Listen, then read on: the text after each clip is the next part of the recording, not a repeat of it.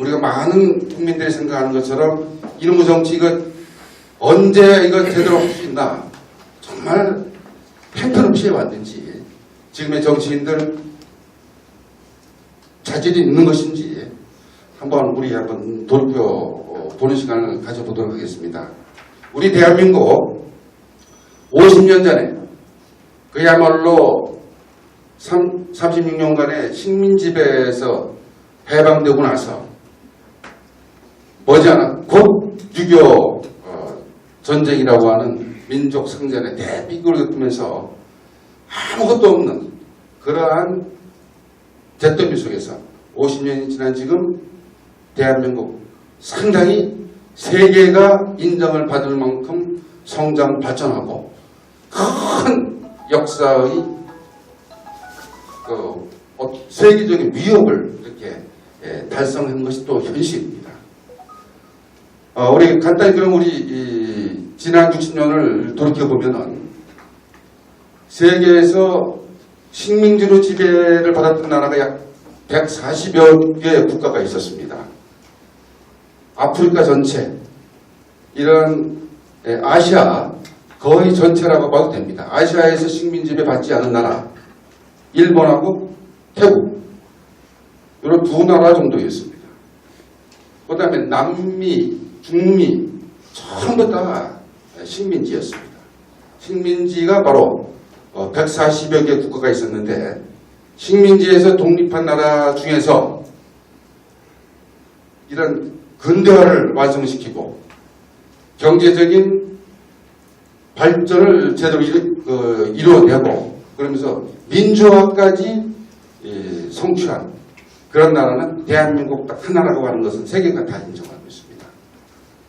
대단히 큰 업적을 우리 국민들이 지난 60년 동안 이루어냈습니다. 이런 큰 업적을 우리 국민들이 6년 동안 해냈음에도 불구하고 우리 많은 국민들이 우리 대한민국에 대해서 여전히 큰 불만을 갖고 있고 이것이 정치가 뭐가 잘못돼서 그런 거 아닌가 이런 생각을 갖게 되는데 저는 바로 이 정치가 역사를 만들어내고 사회를 변화시키고 또 세상을 바꾸는 가장 큰 힘이라고 하는 그 전제 속에서 지난 60년 동안 우리 정치를 주도해왔던 지도자들, 정치 세력들 저는 다 일단 긍정적으로 이렇게 보고 있습니다. 공과가 다 있을 수가 있습니다. 좋은 일 하는 부분도 있고 또 이러한 부분은 비판받아 마땅한 그런 부분도 함께 공과를 갖고 있지만 큰 물줄기를 보면은 우리 이승만 대통령을 한번 생각을 해보십시다. 이승만 대통령과 그 당시에 건국을 48년도에 건국을 하고 지난 그 50년대를 이끌어왔던 그 세력들을 보게 되면은 다른 거 다 처치하더라도 자유민주주의 국가를 대한민국이라고 하는 국가를 건국한 것 이거 하나만큼은 대단히 크게 높이 평가를 받아야 된다. 이렇게 우리가 인정을 해야 된다고 생각합니다. 아시겠습니다만은 우리 남북한이 세계에서 유일하게 분단되어 있습니다. 북한이라고 해서 우리 똑같은 민족입니다. 유전자가 틀릴 리가 없습니다. 우리 북한 주민들, 북한 백성들도 우리가 똑같이 하면 할 수 있는 세계에서 유일하게 식민지에서 독립한 나라 중에서 민주화와 경제 대국으로까지 그런 평가를 받을 수 있을 만큼 만들어낼 수 있는 것도 북한 동포도 똑같이 할 수가 있습니다. 그러나 지금 우리 북한의 현실을 여러분들 보십시오. 어떻습니까? 수백만 명들이 여차하면 외국의 식량 원료가 주어지지 않으면 아사 위기에 있을 정도로까지 지금 북한 동포들의 삶이 처참합니다. 왜 그렇게 됐습니까? 바로 해방이고 나라를 만드는 과정에서 공산주의 국가라고 하는 그것을 김일성 주도하에 공산 세력이 공산주의 체제로 나라를 만들고 그 세력이 김일성, 김정일, 김정으로 오는 그런 세습 권력 집단이 북한을 통치하면서 저게 되지 않았습니까? 그렇기 때문에 이승만 대통령을 비롯한 그 당시에 건국 세력들이 적어도 자유민주주의에 투철한 그런 의지와 인식을 가지고 대한민국을 건국한 것 그 자체만 해도 우리는 엄청나게 그 당시의 우리 정치 세력에 대해서 큰 일을 했다. 이렇게 우리가 평가해도 좋다고 생각합니다. 우리 그 시절 해방 이후에 대부분의 식민지에서 독립한 나라들은 거의 대부분의 국가들이 공산주의, 사회주의 체제를 대부분 선택한 나라들이 3분의 2가 넘습니다. 당시 소련주의에 있었던 우리가 얘기한 동구라파 신생 독립국가들 전부 다 공산주의 세력이 나라를 그 당시에 새로 만들었습니다. 그 공산주의 국로 국가체제를 갖다가 선택했던 본인은 본인지 않든 그걸 했던 대부분의 나라들이 소련의 멸망과 함께 지난 20년 동안 새롭게 그 나라를 만들기 위해서 얼마나 고통 속에 있습니까? 지금 그 동북아파 중에서 제일 그래도 앞장서 가지고 선진화시키는데 성공한 케이스로 꼽히는 데가 헝가리, 폴란드 또 이런 나라들입니다. 이런 나라들 지금 북미서도 불과 7, 8천 불 수준에서 허덕허덕거리면서 새로 만든 나라 만들기 위해 가지고 자유민주주의 체제에 의한 그러한 나라 만들기 위해 가지고 아주 지금 큰 어려움들을 겪고 있습니다. 중미, 중남미 대부분의 나라들 그 공산주의까지 가지는 않았지만 사회주의 체제 비슷한 걸 대부분이 채택을 다 했습니다. 아프리카는 말할 것도 없고 거의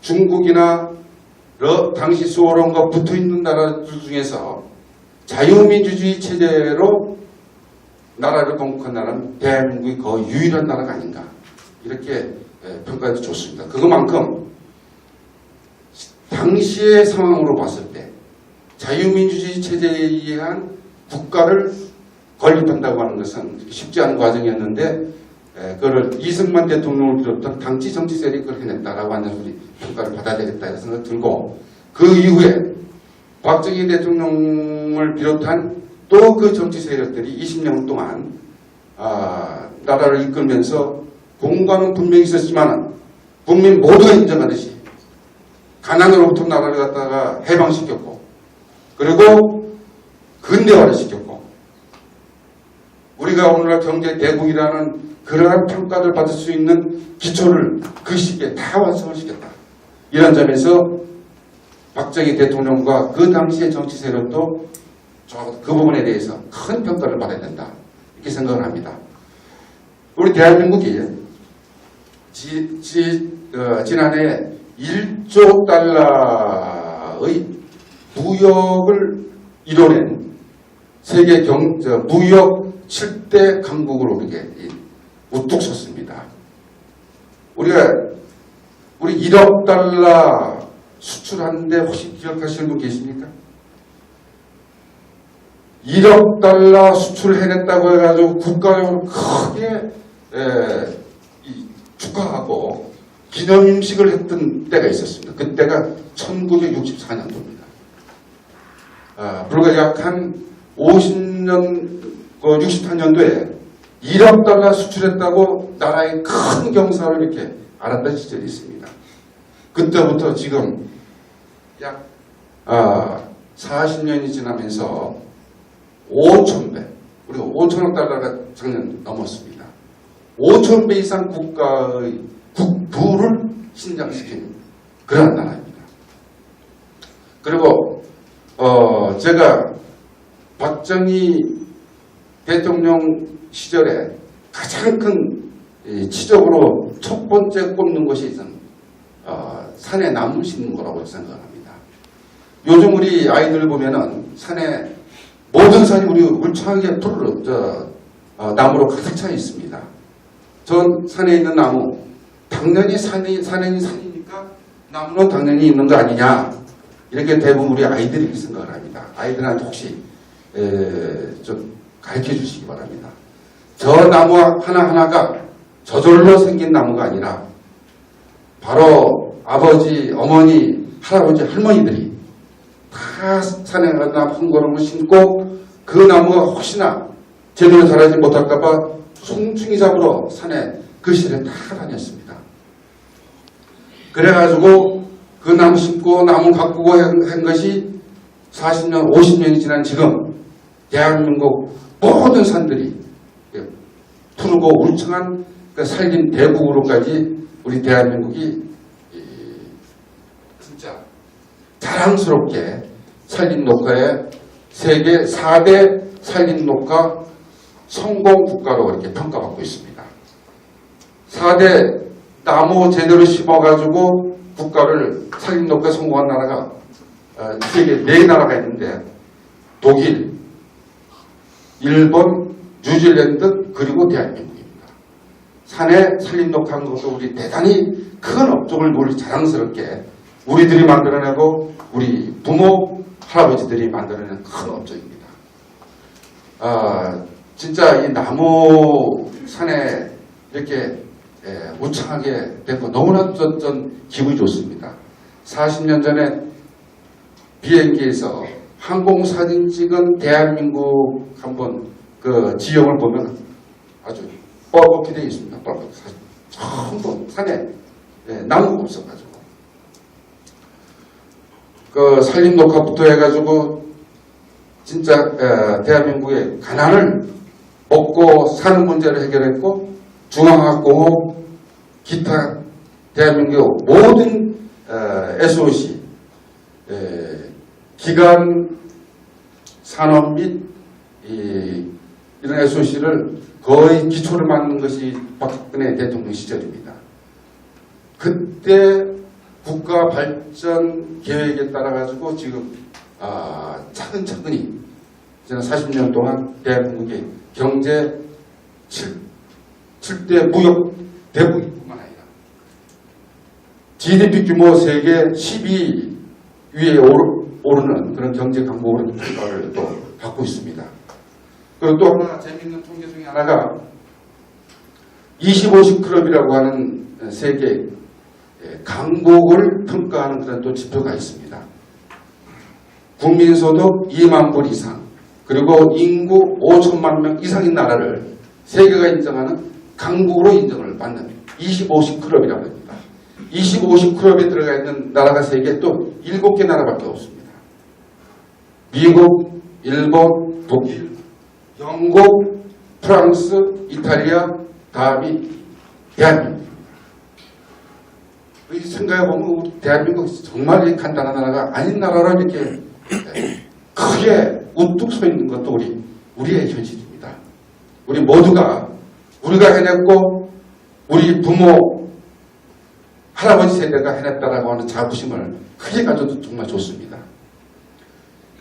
캐나다나 호주, 상당히 큰 나라로 생각하는지 모르겠습니다만은 그런 나라들은 국민소득이 3만 불은 넘었지만은 인구가 약 2천만 명, 3천만 명밖에 되지 않는 나라입니다. 중국, G2라고 해가지고 미국하고 겨루고 있는 세계를 앞으로 지배하는, 리더하는 쌍둥이라면 중국은 그 여기 안 들어갔느냐. 인구야 15억이 다 됩니다. 그러나 국민소득, 중국 무지 큰 나라 같지만 아직까지 지난 30년 동안 개방하면서 고도의 경제성장을 10% 이상 지난 20년 넘게 해왔지만은 지금의 중국의 국민소득 수준 약 5,500불 수준입니다. 아직 20, 50 클럽에 들어오려고 하면 중국 적어도 최소한 10년 이상 걸리려고 생각됩니다. 러시아 마찬가지입니다. 인도 역시 마찬가지로 인구는 많지만은 국민소득이 워낙 적습니다.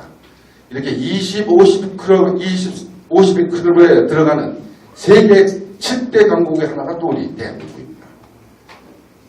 우리 지난 그 60년에 우리가 해낸 일들을 이렇게 이제 단편적으로 훑어보고 있습니다만은 제가 가장 통쾌하게 생각하는 것 중에 하나가 일본의 코를 나타나게 한 그런 사례가 또 있습니다. 우리 30년 전에 80년대 전후에서 많은 젊은들이 갖고 싶어 했던 가장 그 물건이 워크맨이라고 있었습니다. 그 시절 기억하시는 분들이 있을 겁니다. 학생들이 워크맨 허리에 차고 음악 듣는 게 가장 갖고 싶어 하는 소망의 대상이었습니다. 그 워크맨을 어디서 만들었냐면 소니가 만들었습니다. 그 당시 많은 우리 국민들, 우리나라도 언제쯤이면 소니와 같은 그러한 세계를 떵떵거리면서 지배하는 큰 세계적인 대기업, 그런 기업 가질 수 있나 이런 생각들을 많이 하고 그런 젊은 시절을 보낸 적이 많은 젊은들이 있었습니다. 그런데 지난해 우리 삼성전자 하나가 세계를 상대로 해가지고 벌어들인 달러가 약 500억 불 됩니다. 이 500억 불이 일본의 세계적인 굴지의 전자회사 10개를 합한 것보다도 더 많습니다. 방금 말씀드린 소니, 내셔널, 산요, 그 외에 또 우리가 젊은 시절에 한번 이렇게 일본 제품들 생각하면서 전자제품 회사들 생각하면서 리코 뭐 이런 세계적인 그런 전자회사 일본에 10개를 합한 것보다도 삼성전자 혼자서 지난해 매출 규모도 더 많고 순이익 규모도 삼성전자가 더 많습니다. 이게 얼마나 뿌듯한지 모르겠습니다. 삼성전자를 제가 이렇게 치켜서 보려고 한 것이 아니라 우리 대한민국 국민들이 만들어낸 세계적으로 내세워가지고 자랑하는 그런 회사이기 때문에 그렇습니다. 삼성전자 세계를 상대로 지금 달러를 벌어들이고 있는 것도 우리의 현실입니다.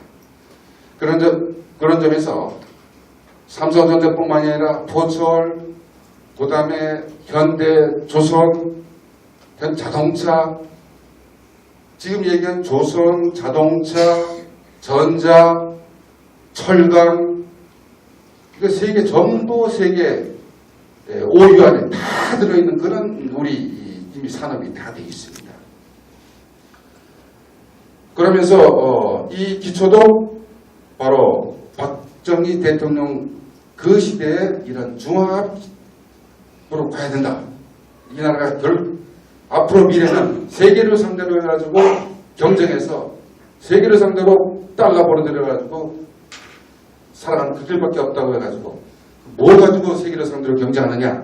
그 당시 아무것도 없는 백지였습니다만은 철강, 자동차, 중화학 이런 거 전자 다 70년대 그때 다 그림을 그리고 기초를 닦은 것이 현실이다. 그리고 요즘 전두환 대통령께서 진짜 큰 곤욕을 치르고 있습니다. 추징금 약 1,700억 내고 있지 않다가 본격적으로 검찰의 압수수색을 받으면서 큰 망신당하고 있고 저도 부끄러워 죽겠습니다. 그런 대한민국의 대통령을 지낸 분이 검찰의 압수수색을 받으면서 이게 다 해외 토픽으로 다 나가서 알려주고 있습니다. 정말 속상한데 그거 좀 빨리 전두환 대통령께서 더 이상 이렇게 국민들 속상하게 하지 말고 빨리 해결했으면 정말 좋겠습니다. 스스로 해결했으면. 검찰이 이번 검찰 나선 거 보니까 반드시 그거 추징하고 말겠다는 의지가 대단히 강합니다. 근데 어떻든지 간에 전두환 대통령이 나라를 이끄는 80년대 그 시절 여러 가지 비판 상당히 많이 받고 있습니다. 그러나 누구도 다 인정하는 것 중에 하나가 경제 전문가들, 경제학자들이 우리나라 지난 몇십 년 동안에 경제가 가장 안정적으로 성장을 많이 했던 그런 시기가 언제냐 이렇게 그 평가를 80년대 평가합니다. 여러 가지 이런 독재 문제, 정통성 문제 많이 있었습니다만은 그럼에도 불구하고 80년대 우리가 고도 경제 성장을 하는 안정적으로 할 수 있는 그 기반을 80년대 착실히 잘 다졌다라는 평가를 받고 있습니다. 그 후에 지나가지고 80년대 전두환 노태우 시절 그 지나고 나서 본격적으로 YS, DJ, 노무현 대통령 시절을 보내면서 그것도 저는 높게 평가를 합니다. 그 시절에 바로 세계에서 단 한 나라밖에 없다라고 하는 근대화, 민주화, 남았던 민주화의 과제가 그때 우리가 완전히 해결을 했다. 여러 가지 이거 참 쉽지 않습니다. 민주화 말은 쉽지만 이거 얼마나 우리가 큰 희생을 겪고 값을 치르고 쟁취해낸 아주 자랑스러운 그러한 무엇보다 빛나는 우리 대한민국 국민들의 업적이라고 생각합니다. 민주화라는 거. 요즘 우리 이집트 사태 좀 보고 있지 않습니까? 몇십 년 동안의 군부 통치 종식하고 민주화 드디어 국민이 이뤄냈다고 했습니다만은 지금 이집트 다시 군부 정권이 다시 들어서 가지고 이게 정권이 정통성이 인연이하고 그러지 않습니까? 이 민주화 과정 시행착오 겪은 나라들 거의 대부분 제대로 민주화한 나라 모양은 민주화와 같지만은 실제 내용 보면은 대단히 민주화의 정도가 낮고 아주 미숙한 그런 상태에서 있는 나라들 우리보다 훨씬 민주화가 빨리 됐다고 하지만은 그런 나라는 필리핀 민주화 일찍 됐다고 합니다. 80년대 아키노 시민혁명을 통해서 하면서 그러나 지금 필리핀이 진정한 민주국가로 민주화의 정도가 대단히 높은 그런 국가로 보느냐. 인도 대단히 민주화 됐다고 봅니다. 그러나 민주주의의 질적인 측면, 성숙도 부분에 보면은 우리 오늘날 대한민국의 민주화의 수준, 민주화의 질, 그건 세계 선진 민주국가 못지않게 상당한 수준까지 올라와 있다. 이렇게 제도적으로, 법적으로는 그렇다. 다만 아직까지 우리가 앞으로 해내야 할 과제는 민주주의에 대한 문화의 부분입니다. 시민문화, 시민의식, 정치도 마찬가지입니다. 정치 제도나 법의 문제가 아니라 제가 이번에 지난 1년 동안 국회에 가가지고 절실하게 느끼는 것이 바로 국민들한테 이렇게 여전히 요구도 먹고 정치 여전히 국민들 짜증나게 만드는 것 중에 하나입니다. 정치 문화. 이 부분이 이게 아주 우리가 해결해야 할 큰 현안이고 숙제다 이렇게 생각을 합니다. 아무튼 YS, DJ 노무현 정권 약 15년 과정을 겪으면서 이제 다시는 군부가 정권을 탈취한다거나 구태타를 일으킨다거나 상상할 수 없게끔 이제 완전히 이 시기를 거치면서 이게 만들어져 있습니다.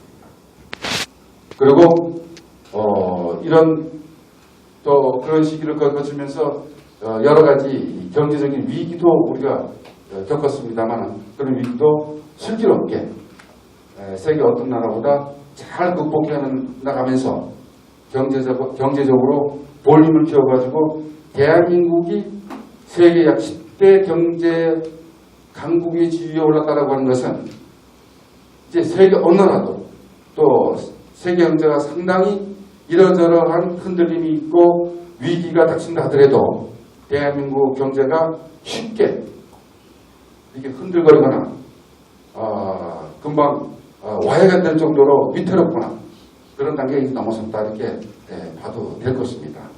그러면서 그 시절도 그 지도자 및 또 그 세력들이 나름대로 큰 평가를 받을 수 있는 민주주의 완성이라고 하는 그 족적을 남긴 그러한 시대가 아니었나 이렇게 생각을 합니다.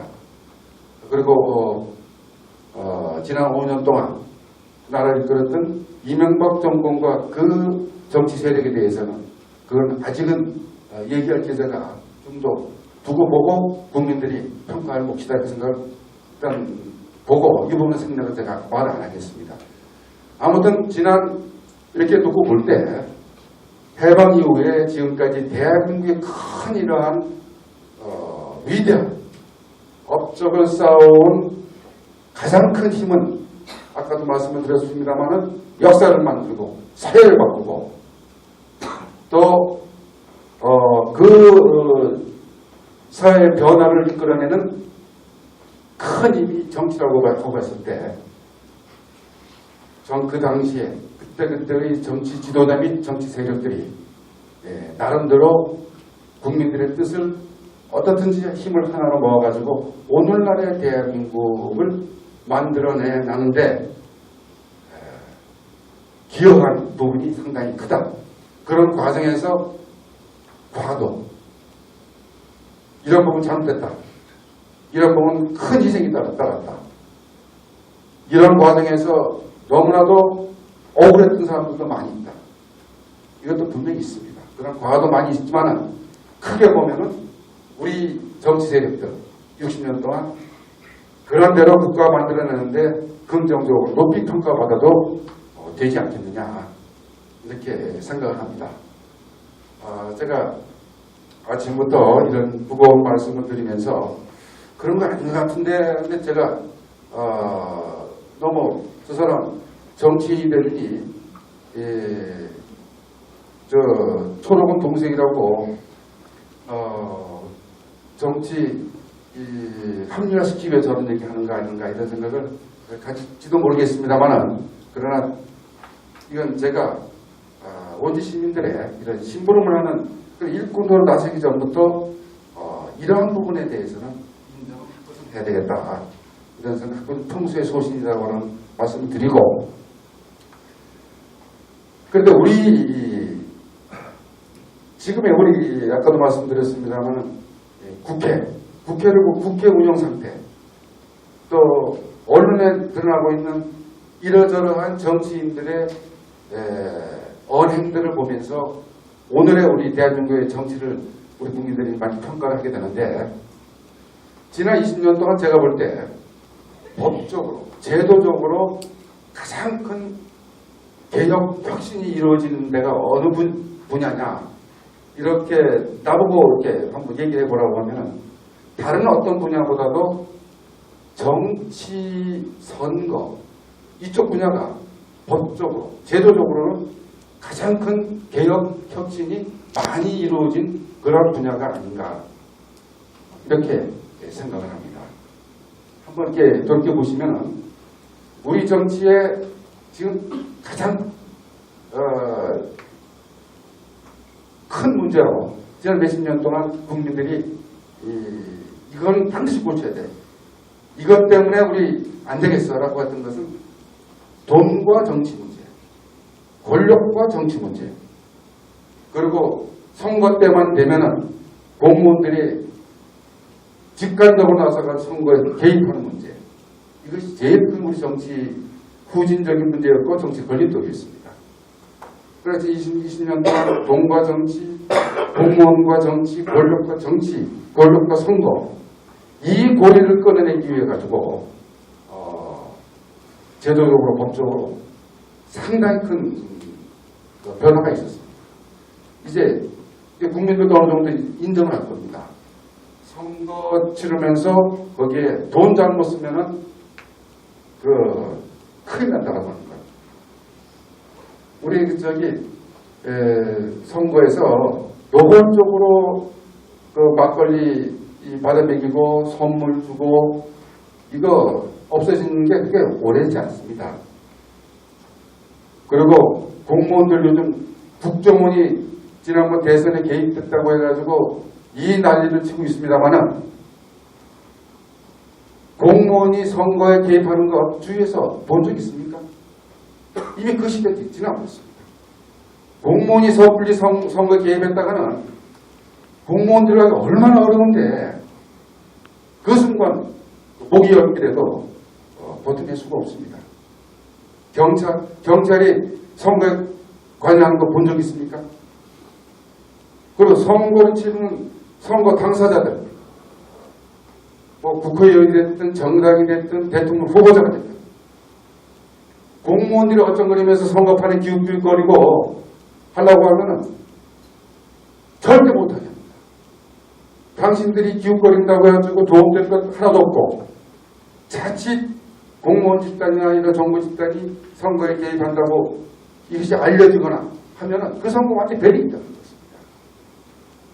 국정원이 선거에 개입했다고 해가지고 이 난리를 치고 있습니다만은 바로 선거에 개입된 것이 이번에 국정조사를 거치고 검찰 재판 과정에서 드러나면은 지휘 고하를 막론하고 아주 엄벌받게 해야 됩니다. 다시는 권력기관, 정보기관이 우리 정치, 우리 선거에 다시는 얼쩡거리지 못하게 이 차제에 확실하게 아주 이 꼴들을 보여줘야 됩니다. 이걸 계기로 해가지고 제도도 바꾸고 법도 물론 바꿉니다만 엄두도 못 내게 만들어놔야 된다고 하는 것이 제 소식이고 또 저와 함께하고 있는 대부분의 새누리당 국회의원들 똑같은 생각을 갖고 있습니다. 지도부 똑같습니다. 검찰 발표에 의하면 국정원이 선거에 개입된 정황으로 제시하는 것이 약 73개의 댓글을 올린 부분입니다. 그것이 이 정치에 선거에 영향을 미칠 수 있는 그런 가능성이 있는 글이다.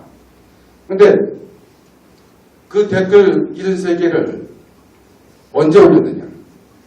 작년에 6개월 동안에 올린 겁니다. 하루에 댓글을 하나도 올린 꼴이 아니에요.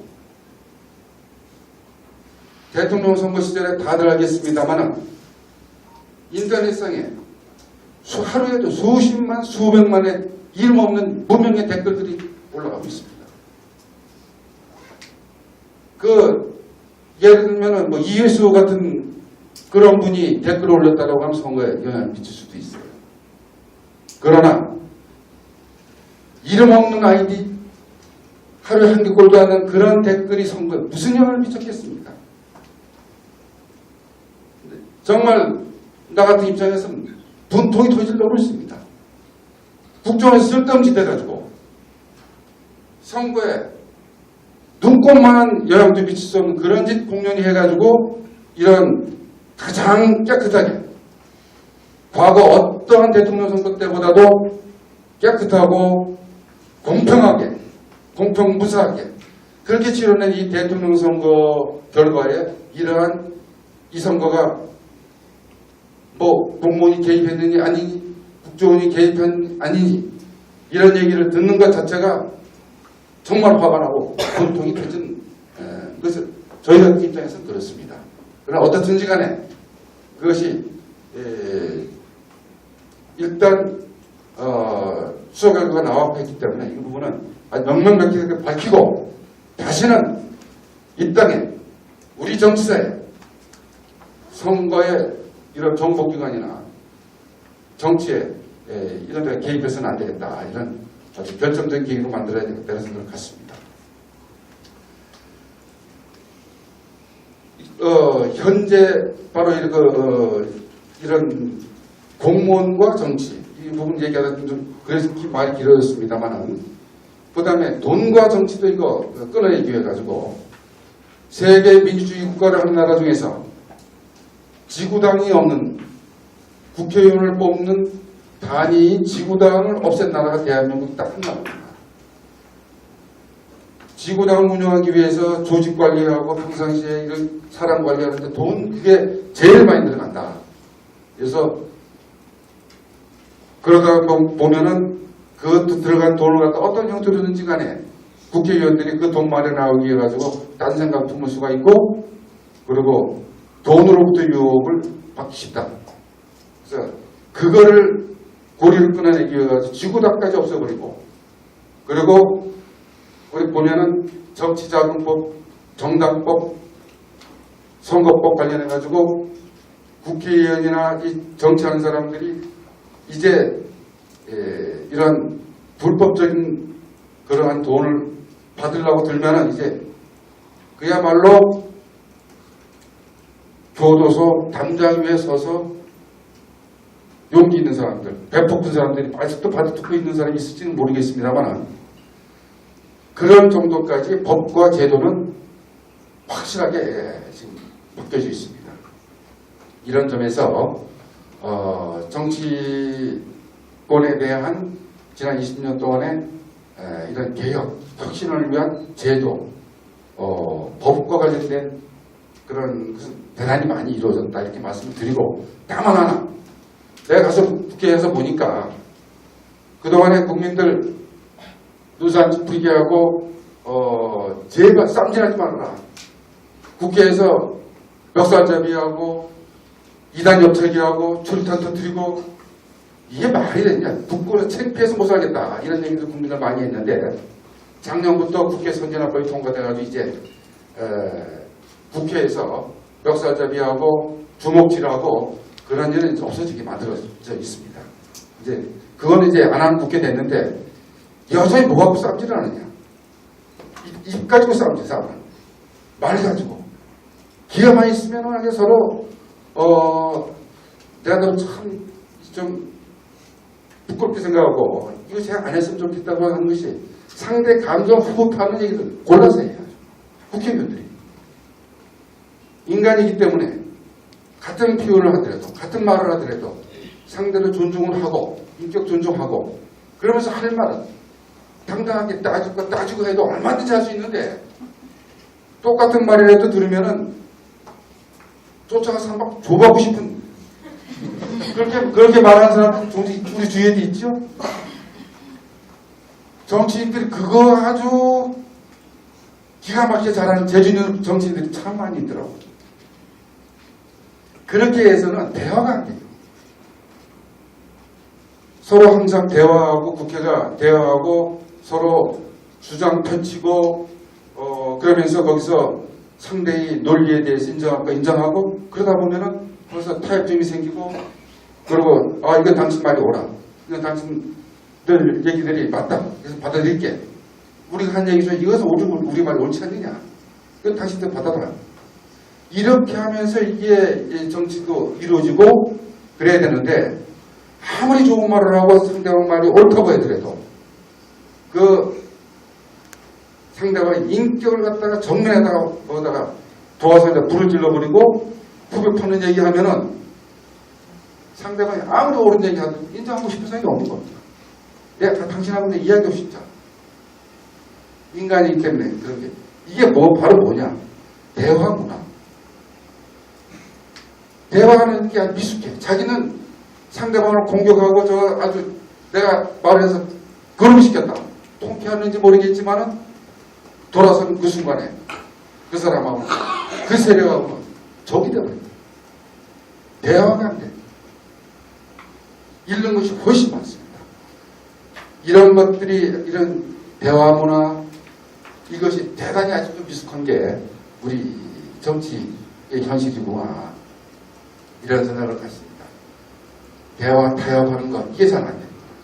그러다 보니까 서로 기회만 있으면 공격하고, 공격하다 보면은 대화가 힘든 상황까지 만들어 놓고, 이래서 말 가지고 싸움하는 이러한 부분이 아직 고쳐야 우리 정치의 제일 큰 문제라고 난 생각을 하고 있고, 근데 이게 고치기 쉽지 않다는 문제가 있습니다. 이게 어렸을 때부터 이런 상대방 인정하면서 말하고 존중하고 하는 게 이게 우리 몸에 좀 돼야 됩니다. 국회의원 몇 사람이 되는 거냐? 우리들 중에 누군가 되는 겁니다. 우리가 집안에서 부부간에 대화하고, 아이들하고 대화하고, 또 우리 직장에서 이러저러한 개모임에서, 각종 친목단체에서 우리들이 어떻게 이런 말하는 언행으로 하고 있는 그런 것을 하고 있는가로 잘 한번 생각해 보십시오. 우리가 아직 그러한 아까 얘기한 민주주의, 제대로 된 민주주의, 성숙한 그런 민주시민의 역량을 우리가 갖고 있느냐, 그런 점에서 아까 제가 한번 문제를 제기를 했는데, 그런 점에서 우리 대한민국 국민 모두가 앞으로는 이러한 시민의식들, 민주의 시민으로서 제대로 상대방 인정하고 자기 말하는 거 책임지고, 그리고 더군다나 제일 고약한 것 중에 하나가 인터넷 공간의 익명성 뒤에서 거기서 말 함부로 하고 욕해대고 쌍소리하고 책임없이 말 막 뱉어내고 인신공격해가지고 자살까지 하게 만들고 제일 미거든. 그거 절대 안 합니다. 그래 우리 버섯이 그거 우리가 하고 있어요. 누가 하느냐? 바로 내가 한다. 인터넷에 앉기만 하면은 그러고 싶은 생각들이 드는 거예요. 그래서 적어도 우리는 그런 거 좀 안 했으면 좋겠습니다. 나부터 이제 하자. 우리 애부터 인터넷 댓글 쓸 때 내 댓글 쓰는 내가 책임진다. 내가 책임지지 않고 아니면 말고 하고 가장 비겁한 사람이 바로 그런 사람이다 라고 하는 것을 우리 아이들한테 좀 제발 우리 부분 다른 사람이 이거 해결할 수 있는 사람이 없습니다. 부모밖에 그거 해결할 수 있는 사람이 없기 때문에 우리 아이들한테는 아이 세대가 나라를 진짜 짊어지고 나는 그러한 시민의 주역으로 나서는 그런 시대에는 다시는 그런 일이 없는 그런 세상을 우리가 함께 만들어갔으면 하는 생각을 좀 갖습니다. 이 시간이 거의 다 돼가지고 그러면 원주 시민들이 일 제대로 하라고 이렇게 선택을 해준 너는 지난 1년 동안 정치인으로 뭐 했느냐 간단히 말씀을 좀 드리겠습니다. 국회의원이 첫 번째로 해야 할 것이 입법입니다. 법을 통해 가지고 각계각층의 국민들의 의사를 수렴을 해가지고 필요한 부분, 특히 힘없고 약하고 고통받는 사람들의 입장에 서서 법제하고 제도를 고칠 것은 고치고, 그리고 이런 부분인데 이거 입법 활동과 관련해서는 제가 지난 1년 동안 28개의 법안을 만들어서 그것을 발의를 했습니다. 그 중에서 지금 8개 법안이 국회로 통과해가지고 좀 시행이 좀 되고 있고, 나머지 법안들은 아직 심의 과정에 있습니다. 그래서 1년 동안 28개 법안을 발의해가지고 한 국회의원 그렇게 많지는 않습니다. 감사합니다. 5월 10일이 유권자의 날입니다. 유권자 시민단체 연합회라고 하는 게 150개 시민단체로 구성된 유권자 연합회에서 저보고 입법활동 그런 대로 열심히 했다고 해가지고 유권자 대상 받으라고 해가지고 상도 하나 과분하게 받았습니다. 입법활동과 관련해서는 그런 대로 했다. 입법활동은 대표적인 것 중에 하나가 여기 지역 현황과 관련해서는 기업도시 세제 혜택과 관련된 법안을 작년에 통과시킨 것, 그리고 지난 30년 동안 강원도 도지사를 비롯한 시장 군수들의 큰 염원이었고, 강원도 건설업체들이 지난 30년 동안 건설하려고 하다가 못했던 지방건설업체 의무 공동도급제와 관련된 법안을 제가 발의해서 지난 3월달에 국회를 통과했습니다. 이거 무슨 얘기냐면은 국책사업으로 예를 들면 평창 동계올림픽과 관련해가지고 약 12조의 이러저러한 사업들이 정리가 됩니다. 대부분이 국책사업들인데, 이런 국책사업들 하다 보면은 원주 강릉간 철도 놓거나 할 때 큰 큰 서울에 있는 건설업체들이 와가 다 따갑니다. 따가지고 이런 또 주사무소가 서울에 있다 보니까 강원도에는 세금도 한 푼도 안 내. 그리고 이래저래한 그 협력업체들이라고 해가지고 서울에서 다 데리고 와가지고 다 따고 가요. 지방 건설업체들이 참여할 수 있는 그러한 통이 아주 제한되어 있어요. 그래서 이거를 적어도 앞으로는 건설 단가 예를 들면 이게 1,000억짜리다. 약 40 내지 50%는 반드시 지방 건설업체와 콘소시엄 맺어가지고 해라라고 하는 법입니다. 이런 거. 그리고 특히 복지와 관련된 법들을 제가 주로 많이 했습니다. 여성 권익신장과 관련된 것들, 사회적 약자와 관련된 있는 것들. 대표적으로 하나는 노인 근로장려세제라고 해가지고 이게 연간 약 2천억 예산이 투입되는 그러한 사업입니다. 뭐 이것도 이제 통과가 된 적이 있고, 그래서 한 입법활동 관련해서는 그런 대로 지난 1년 동안 시민들의 기대에 어느 정도는 부응하는 활동을 했다 이렇게 말씀을 드리고, 그리고 국회의원은 지역구 국회의원은 두 가지의 큰 역할과 기능이 있습니다. 하나는 대한민국 국가 전체를 위해서 국회에서 나란 일을 갖다가 심의하고 또 때로는 이것을 번처화시키는 문제, 이것이 있는가 하면은, 그리고 정부를 갖다가 견제하고 정부가 잘못돼 나가는 것을 갖다가 바로잡는 그러한 역할을 하는 것이 하나가 있고, 또 하나는 바로 자기를 뽑아준 그 지역을 대표해서 중앙무대에 가지고 그 지역의 현안을 관철시키는 문제가 있습니다. 이거는 국회의원이 그런 것도 해야 되나 이런 부분 문제 제기를 하는 사람도 있고, 어떤 국회의원은 내가 비록 지역구 국회의원이긴 하지만 지역민들 날 뽑아주긴 했지만 본질은 대한민국 전체를 위해서 하는 일이다 이렇게 얘기하는 국회의원도 있긴 합니다. 그러나 제가 생각할 때 원주 시민들이 선택한 지역구 국회의원은 바로 중앙무대가 가지고 예산과 관련해가지고 예산은 한정된 예산을 가지고 그거를 배분하는 과정에서 전국의 각 지역의 현안을 예산을 받아내야 저 현안이 해결되고 지역 발전을 이루어갈 수 있기 때문에 예산